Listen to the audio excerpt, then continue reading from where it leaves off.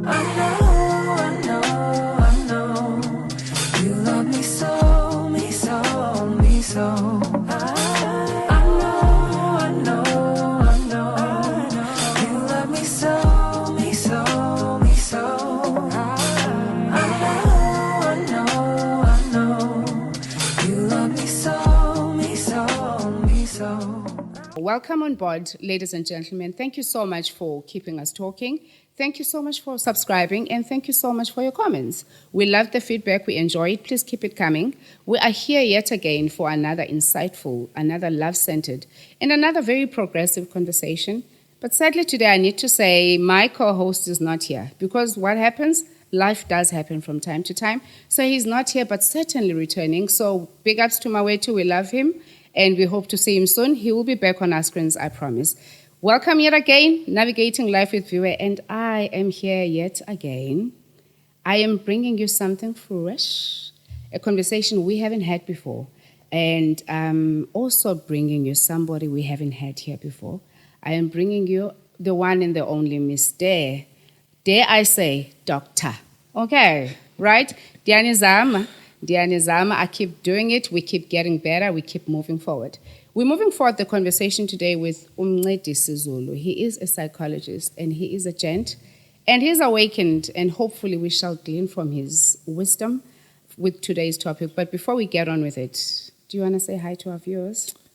Hi everyone, sanibonani emakhaya. Aw, sawubona webabo. Kunjani? Ngiyaphila sis. Yeah. Right, as you said, igama lami Mncedisi Zulu. Love it. By profession, I am a counseling psychologist. Love it. Based in the Western Cape. Aha. Yes. Yes, love it. You know what? I think for me, the first thing that I sort of want to get into with you is being a clinical, a psychologist, a practicing one. And that for me already highlights somebody who is very woke to daily issues, who doesn't take life as it comes, who also interrogates certain situations. But that's a bit of I don't know, for a man. I mean, how do you find that space being a clinical? Because I will tell you, I come from a space where issues that concern emotions and feelings and all of that, you know, those are sort of gender, whatever, if one can say, as if it's female things. Females will always want to dive into their emotions and their feelings and sorting that out. Whereas men, on the other end, are like, we are sort of hardcore people and, you know. So how is that, and what inspired you to actually get into that space and practice as a psychologist? Okay. Well, it's been quite a fascinating journey. You know, I think when I started off, it wasn't the initial goal to get into psychology. I think it grew as a passion. Love it. Right. So when I was in varsity, I was doing actually sports. And yes, I started off. You saw my eyes, right? Yes. I'm like, okay. Started off in sports, but luckily I had an elective of psychology. Psychology was something completely new for me. But I think just learning about, you know, human behavior, human emotions, how we sort of like deal with things, certain traumas, how it impacts us. For me, it was quite fascinating. And I think that sort of like drove me to wanting to know more and more and more. Right. And then I think that's why I found myself then completing my master's in counseling psychology. I love that. I love that. Guys, oh my goodness. I think we've just brought to the show, you know, such, I don't know how to define it. I'm actually so fascinated and excited for the conversation that's about to unfold with you, because it's something that I know a lot of people can relate to. It's something that most people, whether aware or not, it affects a lot of people. Yes. And that's generational curses, right? And I mean, I've heard people call it generational curses. I've heard people say, no, it's downloaded patterns, you know, and me understanding how sometimes, because we look up to those who brought us here and who brought us up, and sometimes we sort of want to mimic, you know, certain behaviors and beliefs and so on. But I mean, back to how do we define, how do you, you know, view this concept of generational curses? Is it a curse? Is it patterns? Is it familiar truths? What is it, you know? Yeah. Right.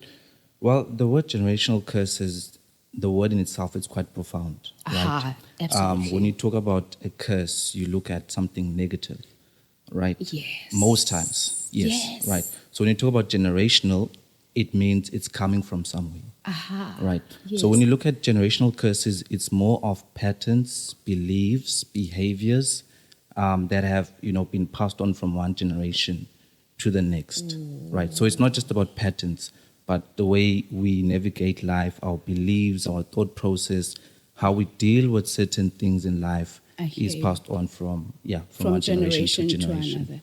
Yes. But I wonder, is it always a bad thing when certain things are passed on from preceding generations too? Because I'm also concerned, because as we live today, naturally there are things that we are going to pass down to. Yes. And I think with every intent, I think as humans, we intend, and I speak for myself on this one, and I also assume it applies to other people out there, that we would love to believe that what we pass on is not necessarily a bad thing always. So when we talk in terms of these things that we hand down, are they always bad? And is it always bad things or not? Well, honestly, it's not. But I feel like the moment you use the word curse, Yes. it sort of like has that alignment towards negativity, right? So I think the terminology behind it is of importance. Oh. But there can be very profound and important things that have been passed on from one generation to the next. Certain beliefs, love, respect, dignity, Yes. assertiveness can be passed on from one generation to the next, which is something quite positive. But the moment you use the word curse, for me, what goes into my mind is something of negativity. I can relate. Do you know how I can relate? It takes me to a moment in my life. I think it's quite common knowledge for our viewers by now that I have gone through a life-changing experience in a divorce. And in moments before, or in days or a period before that divorce came, I remember sitting with my ex-spouse and sort of saying to him, do you not want to be the one that breaks this curse, right? And at that moment, I'm not quite sure whether he meant it or not, but I know that we met each other at a certain point because he had come from a family that had sort of gone through the divorce. So the parents weren't together anymore. And that was also then becoming a reality, so to speak. It was apparent that we're also heading towards that direction. Yes. So in terms of the people that you interact with, how often do you come across patterns like that, where you know that somebody may have come from a broken home and now they are married, and they're also now facing the same situation? Or maybe in a different example, say, for example, a mother may have had this child with somebody who's married, and now this young girl now is also facing the same dynamics where that sort of thing sort of follows them. Yes. How often is it that we see a repetition of some of these things, enough for us to call them maybe cross-generational curses? Is it something that's common in your practice? It is quite common. You made an example there about the divorce process, right? Yes. I think sometimes what tends to happen is the build-up that leads to, for example, the divorce. I think there's many situations, lack of communication, lack of boundaries, and so on and so forth. And sometimes those things can be, passed on from one generation to the next, whereby maybe the person grew up in an environment. If there's certain issues, they're not highlighted. If there's abuse, it's not spoken about. So very much, yes. So very much how you grow up, to some extent, does play an influence in terms of your worldview and shapes you in terms of how you deal with things in the future. I see. So if you grew up in an environment whereby, as a child, you are not allowed to, address certain issues or speak your mind, chances are when you navigate life, there's a possibility you might find yourself not being able to be assertive, whether it's in space of work, whether it's in the space of your relationship, and so on and so forth. So it is quite common, and it goes down to many, many situations. We can look at finances, we can look at abuse, we can look at neglect, absent fathers. Yes, so it's quite broad. My goodness. You know what you just said for me in your response, which is quite profound, is the silence, And for me, I just wonder, and I don't know if you can respond to this. Right. To what extent? Because I also know that the generations, guys, of the 80s, I'm not sure of the 90s. I don't know if you were born in that era. But I also know that we were brought up not to voice and not to challenge our parents and not to voice our concerns and not to stand up on anything if it's coming from our parents, or our guardians, whoever Yes. is often, a superior age Yes. or whatever to speak. Yes. And how much do you think that silence? Because I find that, and I've also met it with some of the men that I've had to interact with, whether in a relationship or in a workspace, that there tends to be this, inability to communicate honestly and to stand up on issues, because especially if there's hierarchy around issues. How much do you think silence, being silenced as we're growing up to say, "Gumntu omdala lo, this is Yes. your," how much do you Yes. think that has contributed to some of these generational traumas being passed down generation to generation? I think it plays a significant, huge role because, Yeah. our basis of life, we look at communication on a Absolutely. day-to-day basis. Yes. Whether you're at work, whether with your kids, whether with your partner, and so on and so forth. Yes. So if you grew up in an environment where you had things of uncomfortability and you're not allowed the platform to express those things, there's a high possibility when you do experience uncomfortabilities in the future, you might not be able to express it. Because you've never known how Yes. to. My goodness. But oh my goodness. It's actually drawing, but take me through this. Take me Yes. through some of these dysfunctions that are surrounded by maybe being passed down to us. What are the common ones that you come across? What are the common things? I know, for example, that religion for me, I've said this, and I know some of my viewers might not agree with me. Right. I once had a conversation with somebody, and the one thing that was apparent is that when it comes to religion, it's not a matter of where people have choices. You almost download. Yes, you might move within the space of Christianity, but I don't see, it's very uncommon to see somebody who's born as a Christian Yes. now going to practice like some Hindu or something, you know what I mean? So for me, it is certainly one of the things I know and believe that they get handed down Yes. generation to generation, whatever, But I also know that whatever that handing down is, whether it's religion, I just use it as an example. Yes. Whatever that it is that is being handed down, whether it's religion, whether it's it could be anything, because the handing down is not a conscious Yes. thing. Sometimes it's a subconscious Yes. act, Yes. And I just want to know, Uguti, how does one then become aware of their own trauma? I want to call it, can I call it a trauma response? Can I? You can. Can I actually call it that? you can. How do I become aware that these are not things that I've elected? I didn't elect to be this person. I did not elect to have this as my life, but this has been subconsciously something I have accepted as a reality, and now it's playing out in my own life. Like, how does one person become aware? I think for me, probably the first step in that is probably introspection. Right. Introspection is quite important in terms of, learning more about yourself. Learning about, how you engage with people, learning how you interact with people, learning about your emotions, and so on and so forth. So introspection is probably first, right? Whether it's introspection just by yourself, where you sit down and realize to say, but I find myself in a space of work not being assertive. I see. I find myself in my relationship not being able to express my uncomfortabilities. So I think a huge, part should initially be introspection, right? And also you can get sort of like feedback from other people. Love that. Yes. I love that. Yeah. So other people could maybe express to, let's say you in the space of work and your colleagues mentioned, but you never speak up. Yes. That's an opportunity for you to sort of like introspect and say something needs to be done. Right. Do you know why I love that? Because I think, when you're talking in terms of, introspection, that's like a self-propelled action. Yes. You have to want to explore that Yes. space. And sometimes if you find nothing wrong with yourself, I don't think you'll be sort of encouraged to do so. Yes. And I think one thing that stands out for me is when you said feedback. Then I'm Yes. like, be curious, When somebody says, but Viwe, you're always late. I'm just making an example, Yes. And be curious about it. What is it that makes people think I am like that? Yes. I may have used a bad example with time, but I'm just trying to say when somebody reflects something to you. But on that note,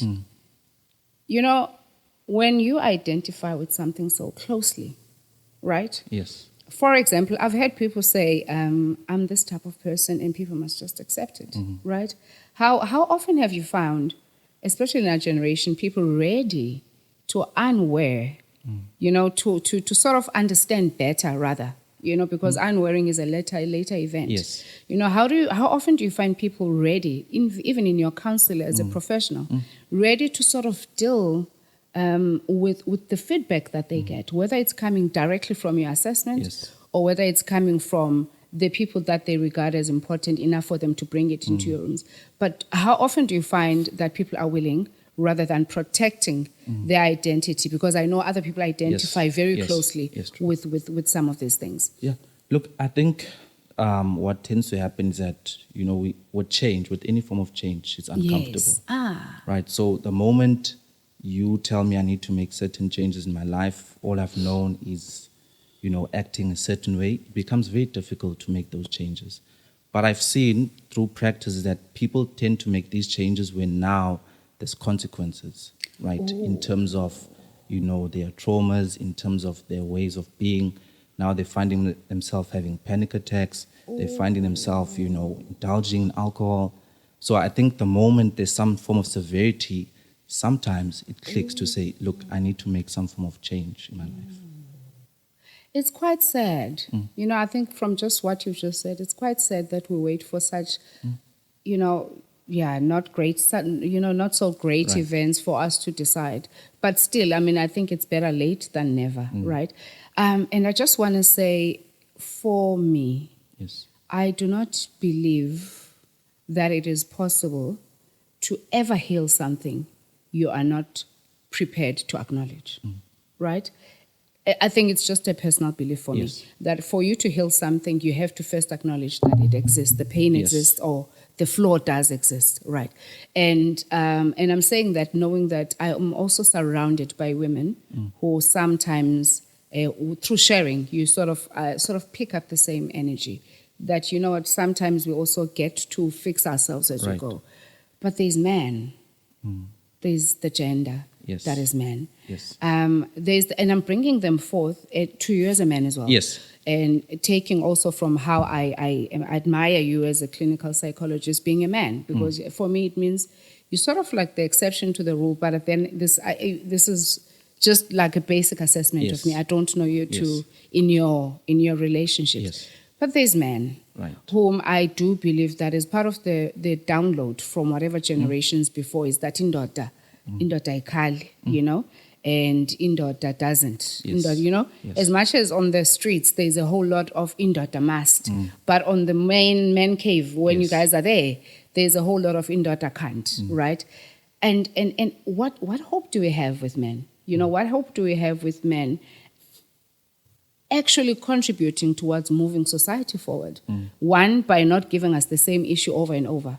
The same issue as our parents, mothers had with their dads. Sort of close, dare I say, to the issues we have.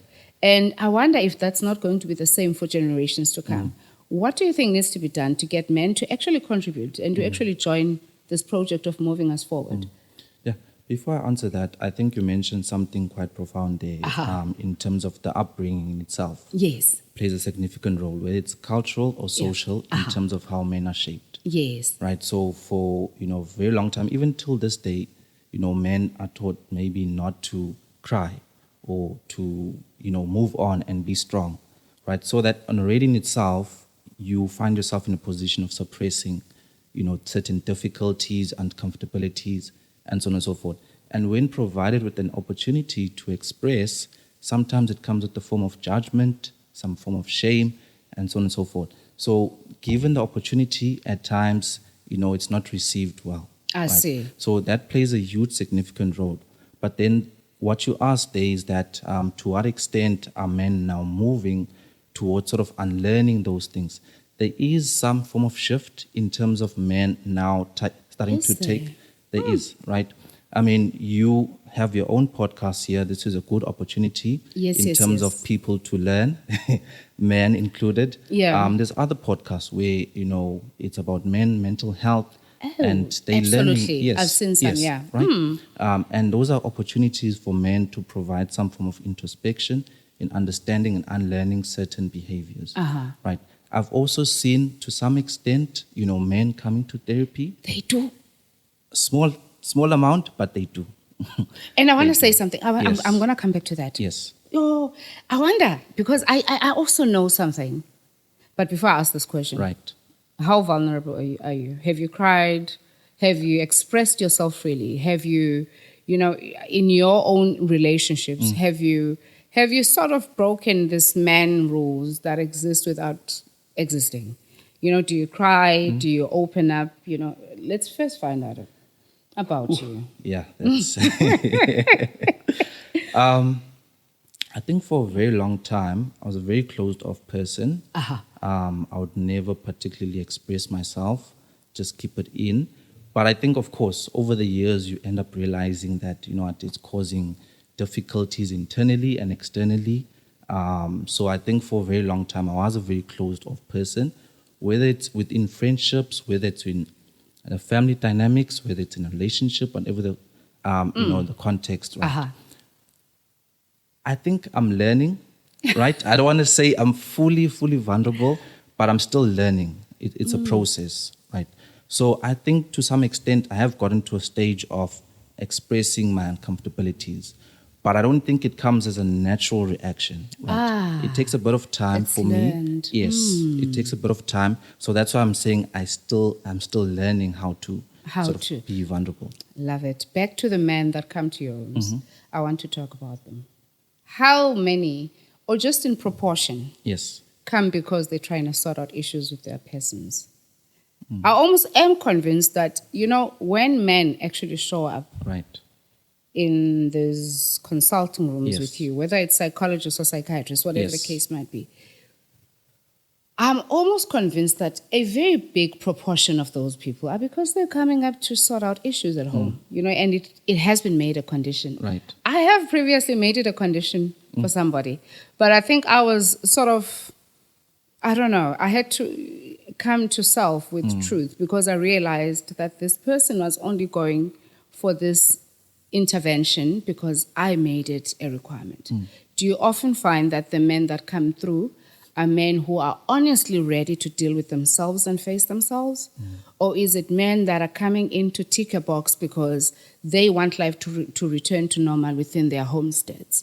So do you really, can you really put your mind there? I mean, what's the situation? I think majority of the men that I see in my consultations have gotten to a stage of, things have gotten like extreme. Whether their marriage is about to come to an end or there's difficulties financially, they're finding themselves addicted to certain substances, they're about to lose their job. So I think the bulk of the men that I will see Are in crisis. I see. And then there's a small portion that come because they want to ensure that they unlearn certain things, whether it's from their past difficulties or in the present, so that things do not get to that extent. I see. So I think the bulk, it's when now things have become quite severe. Man to man. Yes. Man to man. What's the greatest thing that you think men need to unlearn? Because I'm telling you, the context I'm asking in is because we are concerned that we keep, there's a quote that I live by, that I would love to think that I live by, which actually says we need to live in honor of those that came before us, because they prepared this world for us. We didn't just come in here and be able to live in suburbs and so on. Live in honor of them, so that means you consciously live, but also in your conscious living of life, you also need to live in service of those that will come, your descendants, those that will come after you. And I just want to know, within that context of that quote, Yes. right, and men straight to them on that camp, men to men, what do you feel as a practicing psychologist that you feel that, if there is one thing, just one thing, I feel men should unlearn? It's It's a very tough one. But I think on the top of my head, Yeah. it's probably suppressing feelings. Aha. Yeah. Uh-huh. Suppressing feelings, suppressing uncomfortabilities, not communicating. I think they should obviously find ways of communicating, expressing their difficulties, whether it's within the space of work, family, relationship. I think communication amongst men is, it's quite important. And lack of communication, it's, for me, it's quite problematic. And I think that should be sort of like unlearned. Yes. Love that. And to add to that, and I just want to maybe just say, and I'm not just saying this to men generally, I'm just saying to everybody who consumes what we produce here. When it comes to you and the entirety of who you are, I think you are the greatest person to steer yourself. You are either aligned to your greater self or away from it. And I think being curious about yourself and also taking in the feedback that you get from the people around you and working on it as though you are working on a work project. That's the only way you get to improve yourself. And we need better people. We need people that are working on themselves. We need people that spend time with themselves enough for them to know how they function and for also to also understand what flaws you have and what you need to work on. We understand that not everything is your fault, but remember, there comes a time in everybody's lifetime where it is your responsibility. Yes, you may have been brought up by people who had certain set of beliefs and who may have shaped your life in a certain way. But there's a certain time where you become held responsible. So, fam, we are still dealing with these generational curses or patterns that we sort of download from those that came before us. And at this point, I just want to also just touch on something which I know has been spoken about so much. Right. And in it, there's a sort of suppression of emotion of at least one party, where in one can't really honestly express how they feel except to comply. Le ndaba ye black tax, this ndaba of you've made it from a home of 20, Right. and now you have to carry, and it's not something that's negotiated with you concerning your personal circumstances. It is something that is expected of you because silapha ngoku. Yes. What's your view? How have you experienced that for yourself personally, if at all? Yes. Okay. Because if not, then I would then ask if you've experienced it with your patients and the people that you see and how it affects their lives. Okay. I think maybe on my end, I wouldn't want to particularly term it black tax, right? Because I think the moment you say tax, I don't think anyone gets happy I to can pay imagine. tax, right? So I think for me, I've experienced it in a form of just giving back a kai, Okay. right? So whether it's on a monthly basis, whatever the case may be, it's just a sense of an appreciation. I see. But I think the moment you say tax, it's like you have to. Because, I mean, as a citizen, you can't function without having paying tax I see. if you are working. I see. So the moment you say tax, it's like you have to, every single month, pay a certain amount to your family. So I have experienced it in a form of, personally, in terms of just giving back, whether it's towards my family, extended family, or friends, whatever the case may be, but not in a negative way, in I a see. positive way, in terms of just giving back. Absolutely. But have dealt with people that have experienced black tax as a form of, a burden, whereby now they It's are forced, expected. it's expected to say, okay, we've educated you, you've taken you to school, now you're going to university, you understand the situation at home, we need to cover A, B, and C, right? So it's expected, whether it's through, communication or even just the unspoken expectation that, plays a part in the person's life. And I just want to adjust on that. Yes. I love that you're saying you're doing it out of responsibility, out of, Yes. nobody's expecting you to do. You see a need, you sort of put your hand in there. And you also paint a different picture where in other families, parents would expect for Yes. you to show up, irrespective of your own person. So you arrange your life with this as a cost that you have to sort of take into Yes. consideration. Is it healthy for us to hand that down, though, to our kids? Is it healthy to expect our kids to play? And I'm saying this because in a situation for somebody who has kids of different abilities, is it healthy for us to expect that child the one child who's more able than the others, if it does even exist, to now take care of their own siblings and perhaps the parents to some degree, because this is the culture we've inherited, unfortunately. But I'm saying consciously thinking about it, sitting here in year 2025, and if somebody were to say, let's stand in this gap and let's evaluate, is it healthy for us to hand that down? Is it responsible? I think there's probably a balance that is required to it, because there's an element of it being healthy if it's not now going to put you in a position of being overwhelmed, right? So what do I mean by that? It's just like in different cultures, there's some form of expectation just to help to grow umdeni, just as a form of understanding finances, managing finances. So there could be an element of positivity there, but the moment it becomes a burden, that's when it becomes quite unhealthy, whereby you find yourself in a situation, you have to move away from the township into the city, you're earning X amount, you have your own responsibilities, and now there's an expectation for you to take care of the family back home. And now you're finding yourself unable to cover your day-to-day expenses, you're taking out loans and so on and so forth. Then it becomes quite unhealthy in that space. I wonder, and I also just don't want to keep it seem like I'm keeping you in the same place, because I also know that some of us are a product of those black taxes. Where we come from, our direct parents were not able to make a living, and we also then benefited from the extended black tax, and that's who we owe our today to. The people that stood in the gap for us, right? Yes. And that's why the question is still prominent for us. Having considered what it has done for us, is it something that still, and I'm still coming back to say, yes, I understand when it's when it's a burden and when it's unhealthy. But balancing that with culture, balancing that with everything that we know, can we honestly say that it's a bad thing? Sure. Yeah, that's a tough one. It's a tough one. I can imagine. I think it depends, right? Contextual-wise, in terms of, is it an expectation because things are really, really tough at home in terms of unable to get the basics, certain food and so on and so forth? Or is it an expectation because now the family feels like they want to now, live a certain lifestyle and so on and so forth. So I think when it comes to that space, then, it does become quite unhealthy. Is it?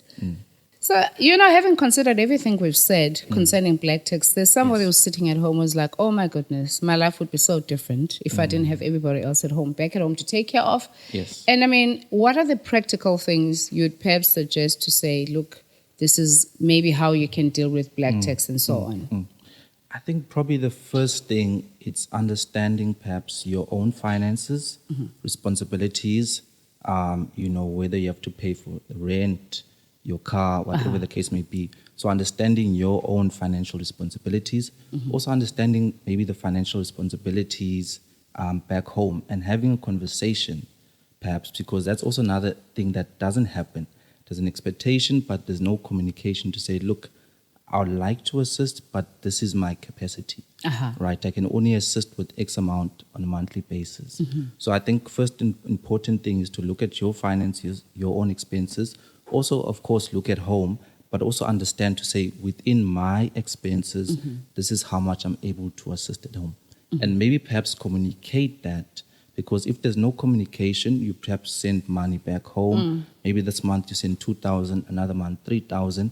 And then now it creates some form of expectation to say, oh, this person is able to assist with X amount. It's not like a fixed amount of I see. So I think communication is quite important. Looking at your budget, looking at your family budget, perhaps. And also seeing to say, is it practically realistic?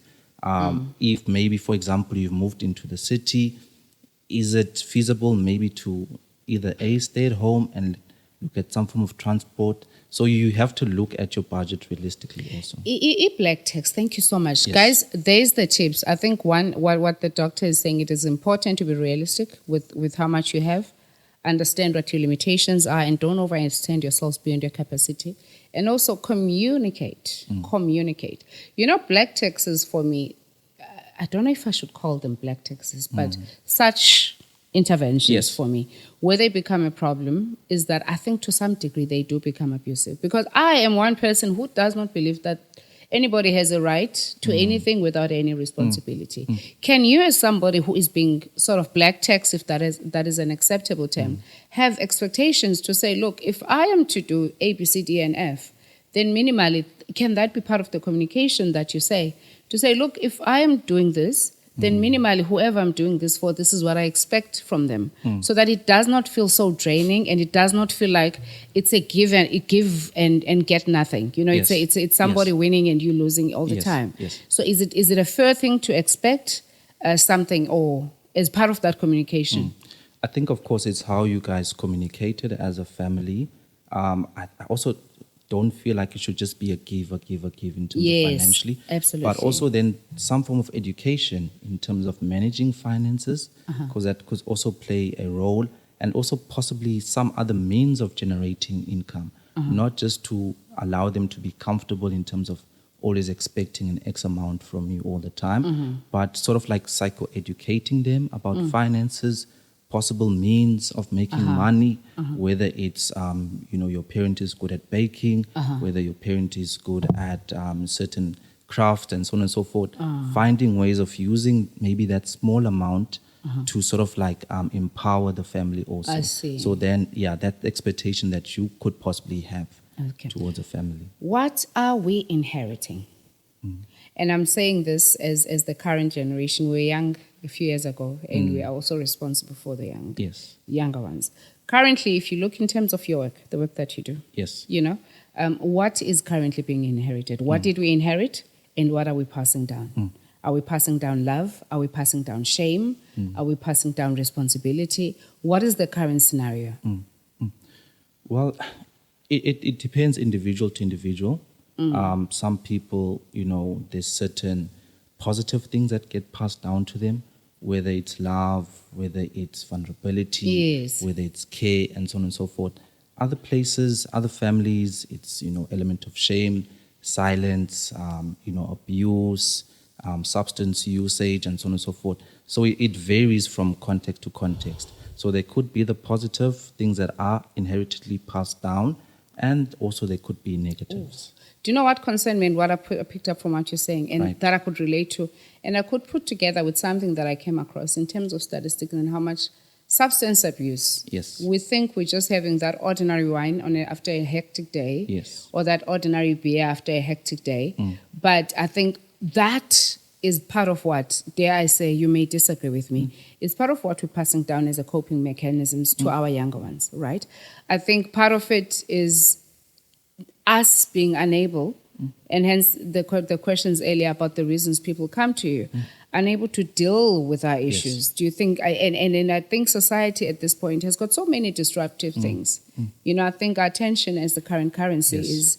is sending us to different places, with alcohol being, or drug abuse being at the core of it. That, Mama Ndiamas, she's had a hard day, so she's going to come home and have wine. Yes. I also understand that others will be like, oh my goodness, my mother and my father broke up and nobody took care of me. And I carry this shame of not having my father Yes. there present with me. Or competition between parents, by the way, to say who's, you know what I mean? But is it healthy? Because I'm asking also, just saying, looking at whoever that you see generally, right? Yes. Is the environment healthier, or is there more that we need to do in terms of being conscious about what we pass on to our descendants? I think it's Besides the money. yes. Because I think also we've come a long way. I needed Yes. to add that. Yes. We've come a long way in terms of our ability to sustain ourselves, especially as a black community, given our history in South Africa. But what are we passing down, and are we on a path of destruction with our younger ones, or is there hope? Look, I think the important thing to understand is that what has happened in the past, we honestly don't have control over that. Aha. Right? So, we don't have control whether your grandfather was abusive. We didn't have control whether he was using Absolutely. substance and so on and so forth. But I think we do have control in the time that we are at this present time. So I think it goes back to what I said earlier on in terms of introspection. I think introspection is quite important to realize, to say, hey, am I finding myself after a very long day drinking? Why am I drinking? Am I stressed? How am I dealing with my stress?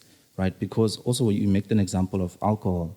We don't just look at it from a psychological perspective or social perspective, but also genetically, right? Because if I become an alcohol abuser and now in the next 2-3 years I have a child, there's a likelihood that that gene can be passed on to my child, right? Whereby now I was drinking all the time, they're more prone and vulnerable to experience some form of substance usage. I'm happy that you're here as a professional because I have a discomfort with this passing on of issues via genes. Yes.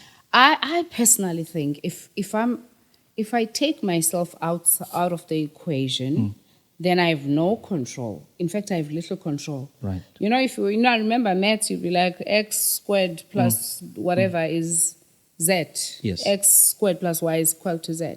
For me, if I am in the arena, then I can change the situation. Yes. But the minute we elevate this thing to genes, then unfortunately, and you hear trained in this space, Yes. it sort of takes me out of the equation because it's like, I'm like this, I was made like this, my dad is responsible for this.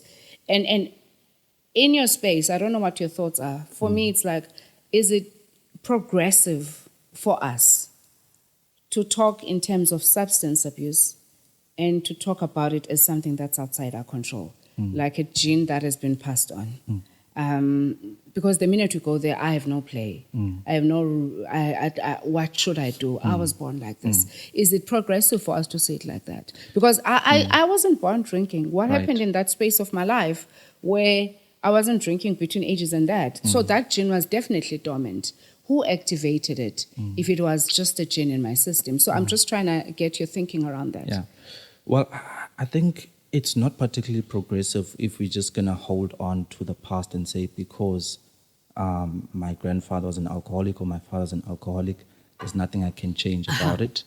The fact that you have that self-awareness to say alcoholism is a problem, it's a starting point, right? To make some form of change, to say, okay, understand that, my father was an alcoholic, whatever the case may be, and now I'm leaning towards that certain direction.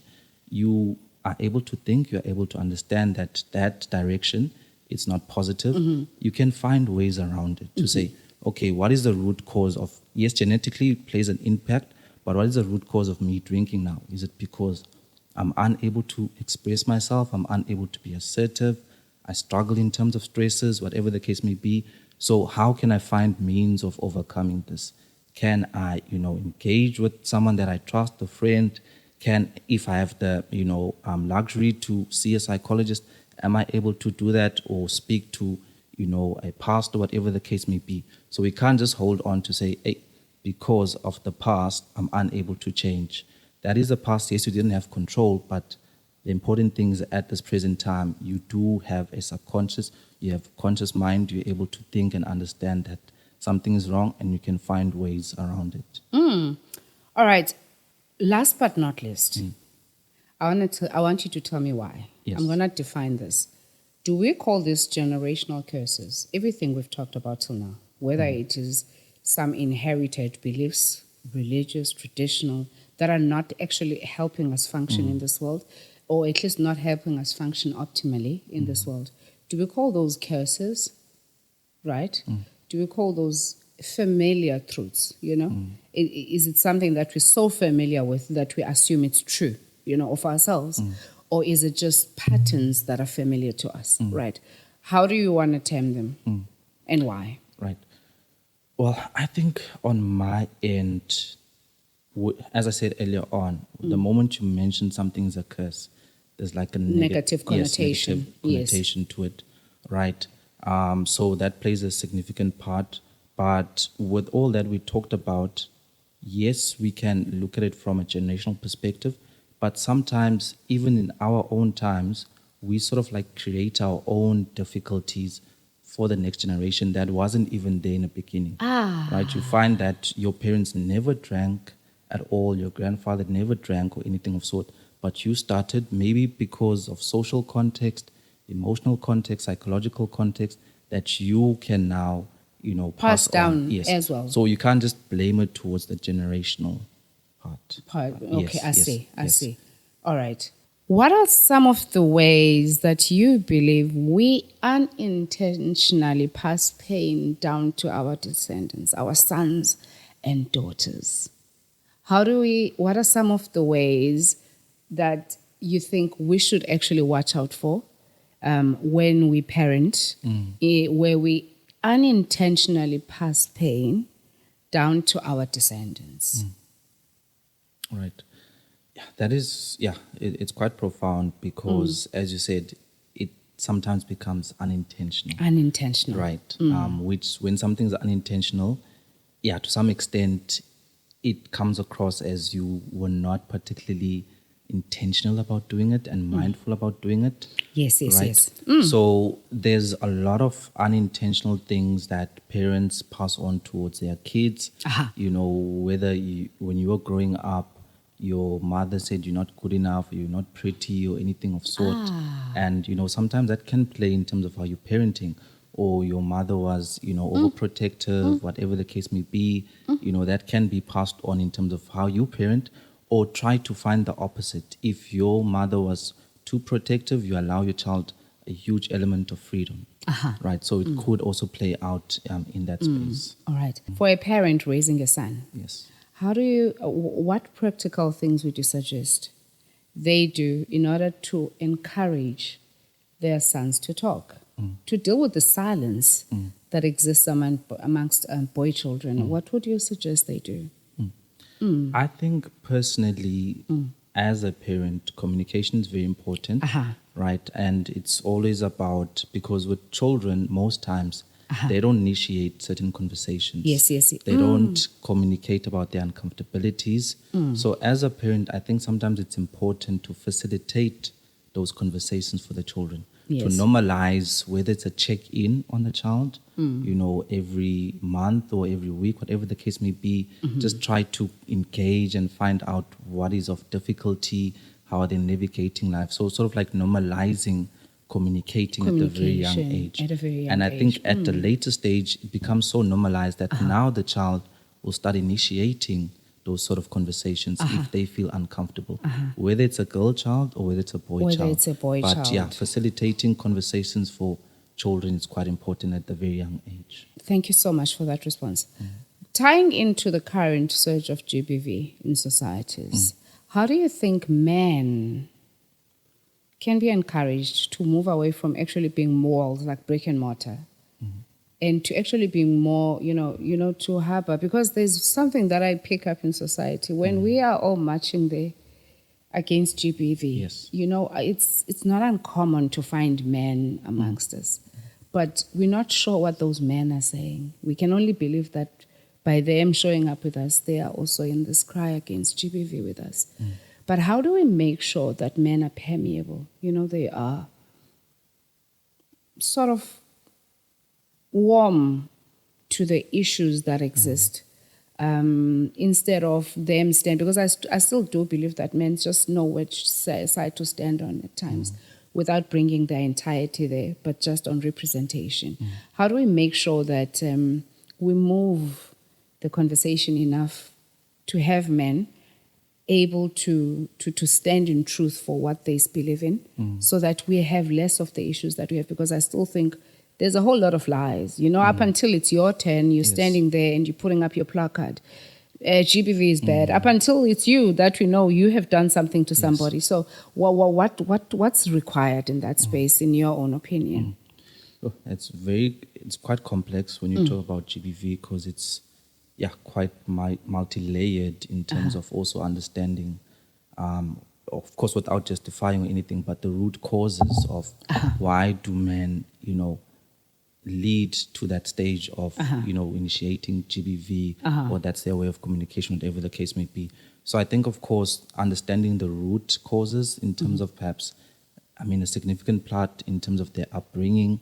You find out that, their fathers was abusive towards the mother, or the mother was abusive towards the mother, towards the father, and that has become sort of like their language of sort. So I think understanding the root causes, allowing sort of like platforms for men to communicate and sort of like learn and unlearn certain, unhealthy habits, right? Whether it's through platforms like this, whether it's through platforms of workshops, whether it's in a platform of within the workspaces.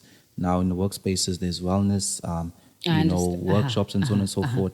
So I think sort of like educating men about mental health, communicating, also social context, financial context. So it's quite multi-layered, right? But I think the important thing is starting conversations. Is it? Right. All right. Last but not least is the violence that Yes. exists in society inherited. Is it downloaded? Is it something that was there before? Do you believe that it's something that we may be speaking about openly for the first time in this generation, but it has been something that has always existed? Have men always violated women? Or and is it something new? Maybe has media just given it light, but as a concept, it has been something that has always existed. What do you believe? Has it been a generational something, downloaded from one generation to another, where men tend to act in certain unwelcome ways towards women? Personally, I feel like it's something that's always been there, right? It's just, it wasn't played out into light because of many factors. You look at the context of, women, they were taught to begezela in marriages, when the husband is abusive, they're not allowed to exit the marriage and so on. So it's always been there. Perhaps it hasn't been communicated as much. We didn't have much, social media back in the 70s and so on and so forth. So it's been there, but I think now it's becoming quite evident because of platforms of social media, the news, and so on and so forth. So I don't think it's something that's only playing out now. It's been there. It's just now we have more accessibility to stats and understanding the GBV cases. Okay, love it. All right. I love the role that media is playing, by the way, because Yes. it is my sole belief that you cannot heal something that you are not willing to acknowledge that it exists. Social media has sort of put light on some of the problems that are there. We just played our small part in this episode to highlight that we need to be aware that some things are not of our making, some things are just because we inherited them from those that came before us. But we cannot heal them unless we take ownership of them, unless we understand how they affect us, unless we understand how uncomfortable they make our living today become, and unless also we understand how if we don't deal with them and if we don't treat them, they are going to unfortunately be handed down to those that we love so dearly, our children and our descendants. So with this day's episode, I hope we have navigated life together enough for us to enlighten each other on all these things that affect us. If you have inherited and if you have gained from those that came before you, shame, hate, and everything, the work is still upon you to heal yourself. And first, the journey towards that starts with you. First, at least acknowledging there is a problem with you. Take feedback, work with it, become a better person. We want to ensure that we all evolve forward. Okay. We cannot evolve backwards. Thank you so much for joining us. I want to say thank you so much, especially to you for your time. Thank you, Doc. Thank you for your insights. Thank you for enlightenment. Thank you for bringing light to this conversation. It is something that we can work on, and it is a wrap. Thank you. I know, you love me so, me so, me so. I know, you love me so, me so, me so.